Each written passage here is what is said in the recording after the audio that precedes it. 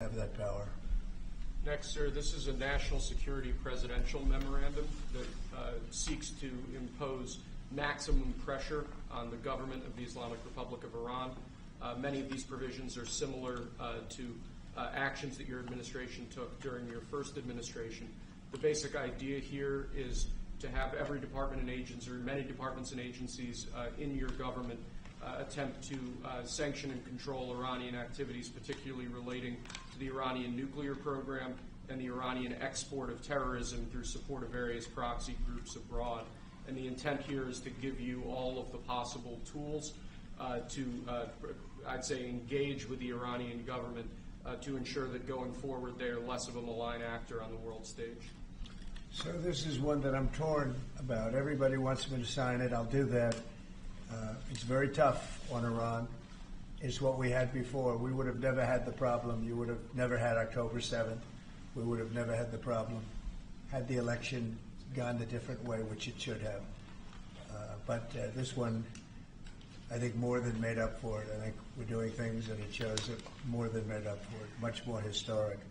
The Iran situation, hopefully, I'm going to sign it, but hopefully we're not going to have to use it very much. We will see whether or not we can arrange or work out a deal with Iran, and everybody can live together, and maybe that's possible, and maybe it's not possible. So I'm signing this, and I'm unhappy to do it, but I really have not so much choice because we have to be strong and firm, and I hope that it's not going to have to be used in any great measure at all. It'd be great if we could have a Middle East and maybe a world at total peace. Right now you don't have that. When I left, you had peace all over the world, and now you have the world is blowing up. As you know, Bibi is coming in to see me later. Others are coming in to see me. We'll see what we can do. But I'm signing this, and hopefully it will be a document which won't be very important, will hardly have to be used. So what kind of deal would you be prepared to Well, make? we're going to see. I mean, we're going to see. They cannot have a nuclear weapon. With me, it's very simple. Iran cannot have a nuclear weapon.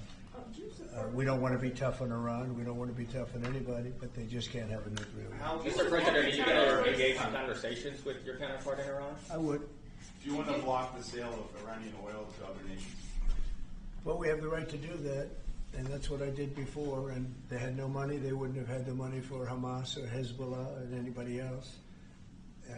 It could have been solved, this thing. It just, if things went the way they should have, this would have been over long ago, but it's not over. How close do you think Iran is to developing a nuclear weapon? I think they're close. I think they're close. They're too close. But again, you could go back 4 years. I would have said they would have had it during this intervening period. But they're pretty close, Peter. And why say that you're unhappy to sign it if it's Iran and their proxies who have threatened to retaliate against you and your team by killing you guys for taking out Soleimani? Well, they haven't done that, and that would be a terrible thing for them to do. Not because of me. If they did that, they would be obliterated. That would be the end. I've left instructions. If they do it, they get obliterated. There won't be anything left. And they shouldn't be able to do it. And Biden should have said that, but he never did. I don't know why. Lack of intelligence, perhaps. But he never said it. If that happens to a leader, or close to a leader, frankly, if you had other people involved also, you would call for total obliteration of a state that did it. That would include Iran. So I'm signing this, and it's a very powerful document, but hopefully we're not going to have to use it. Mr. President, if the Prime Minister